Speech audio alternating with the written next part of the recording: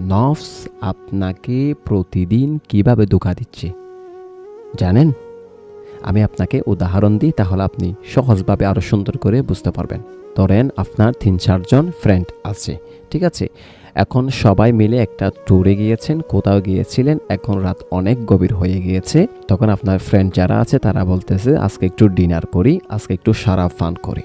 এখন আপনি করতে চাচ্ছেন না, কিন্তু ওনারা বলতেছে যে আজকে কর, কালকে থেকে করিস না। এখন আপনারও ইচ্ছা জাগলো, ঠিক আছে আজকে করব, কোনোদিন তো খাই না সারাপ, আজকে সারাপটা পান করি, আর কোনোদিন আমি খাবো না। আচ্ছা বলেন, এখন আপনাকে ইচ্ছাটা জাগিয়েছে কি? আপনি প্রথমে বলেছেন আমি খাবো না, এটা কিন্তু আপনার মুখের কথা। আর দ্বিতীয়বার যখন বলেছে আপনি বলছেন ঠিক আছে আজকে খাবো, কিন্তু তারপরের দিন থেকে আর কোনোদিন খাবো না, আমি চুইও দেখব না। এই জিনিসটাতে আপনাকে উৎসাহ দিয়েছে নফস। এখন বলেন, আপনি কি নফসের কৃতদাস হয়ে গেলেন, নাকি নফস আপনার কৃতদাস হলো?